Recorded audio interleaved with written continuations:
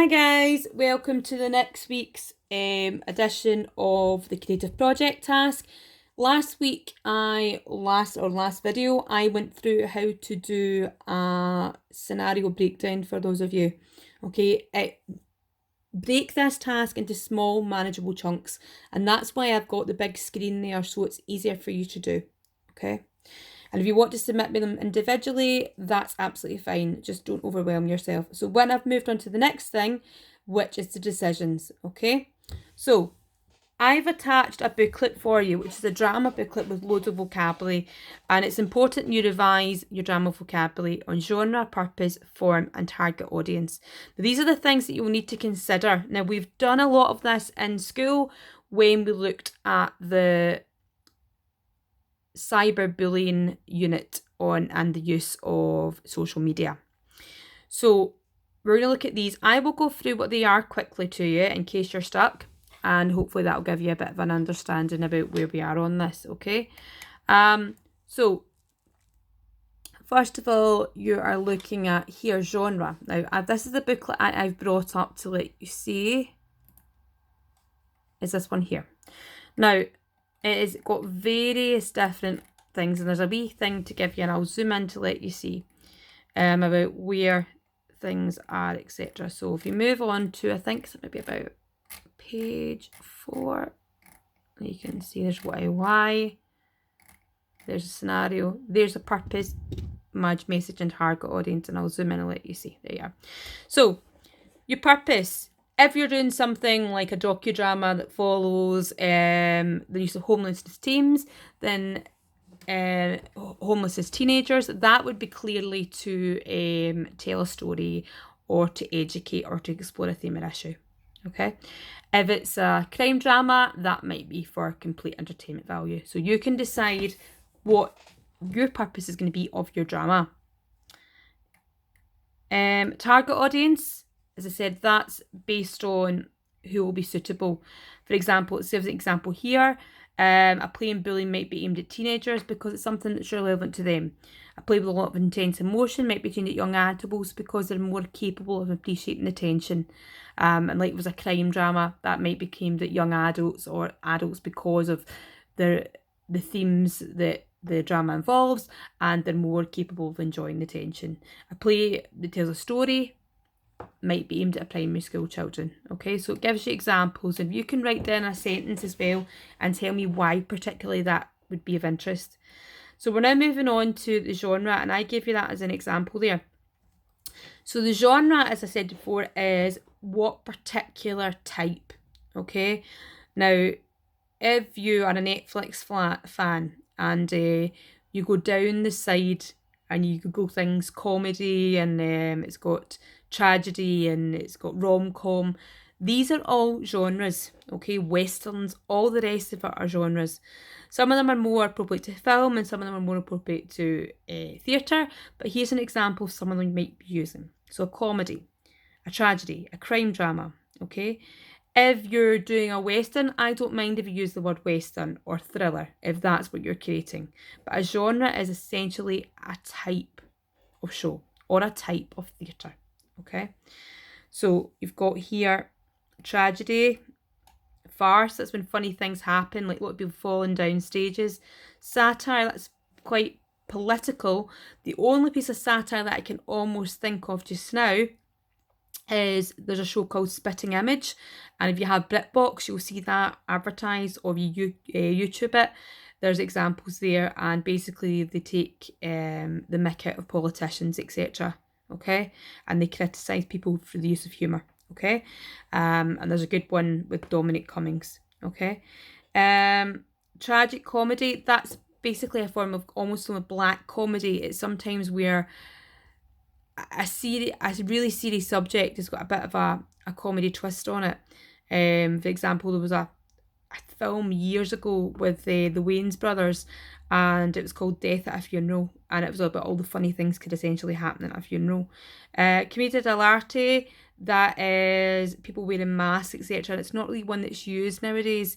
Farce is kind of like over exaggerated kind of comedy.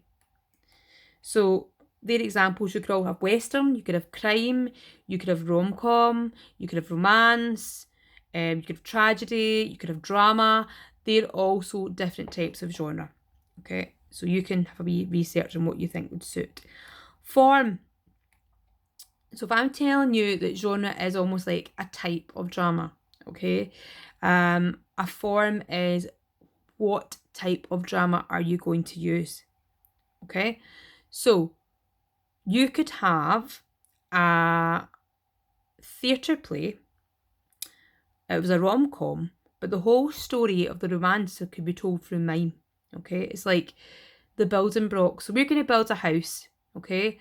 And we want to make it a blue house. So if you imagine like the colour blue being like your genre, we want to make a blue house. Right, but what materials are we going to bring this house out of? Are we going to build it in bricks? Are we going to build it out of wood? Are we going to build it out of straw? Okay, so that's if you think about it as the form. So the form is like the type and genre is like the category. Okay, so you could choose a genre to have a comedy, and you could actually have a monologue, comedy monologue. That's what we're going to create. Okay, the majority of your dramas throughout your time in S3, and if you're choosing an S4, will be plays, and they'll either be scripted or improvised, because that's things that give you the most depth when you're creating it and give you the highest marks as well. If anybody wants to do a musical, now is your chance to create your own musical. Take on to be the next Andrew Lloyd Webber, and that's something you could look at as well. You could look at a crime drama as a genre, and you could look at it as a musical. Okay, if that's something that you wanted to create, almost like a murder mystery Cluedo type thing. So you've got to pick your genre and you've got to pick your form. Okay, and you can see there's examples there of what they are. So if we go back to your task, with your creative task, I went through genre, I went through purpose, and I went through form, I went through target audience. So basically you're writing down which of these you choose and giving a little paragraph about your reason about why you chose these things. Okay, so we move on from there again. Let's see where we are. So research is the next slide we're looking at, and research is sometimes important if you're doing a film or television programme. How do you know that play will be appropriate or that film will be appropriate to who you want to watch? Okay, so research has shown that 95% of girls are into vampire movies. Now, I made that up, it's not real, but you will find your own kind of statistic. So all I'm looking for is 2 facts or 2 statistics to support your argument about why this show would be popular with your target audience. Okay. Finance. This one's hard to do, and you can literally just make up figures for this one. Okay, so just imagine how much you think you would need. Okay, you can put ridiculous figures if you want. Okay, I'm just asking to have a little thought about what kind of things would you want, what kind of set, what kind of makeups and things would you want in your show, and how much money would you need to cover the costs of them.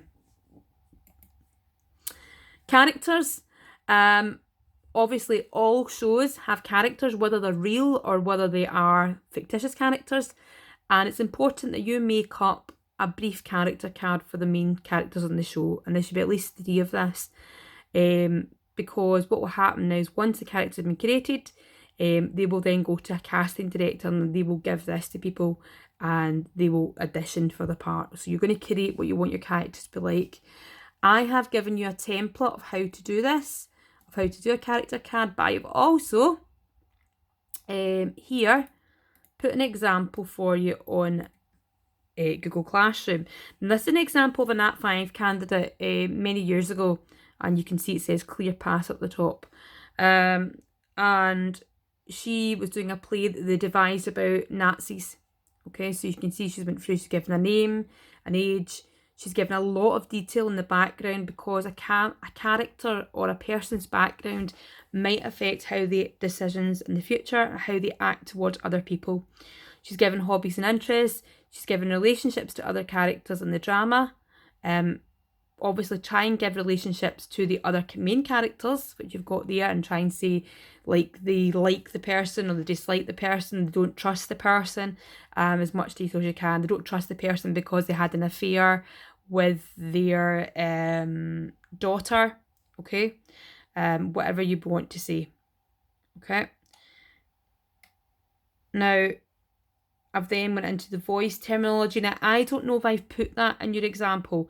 I'm not too worried about the voice terminology just now, but if you can start thinking about using voice and movement words, that would be fantastic.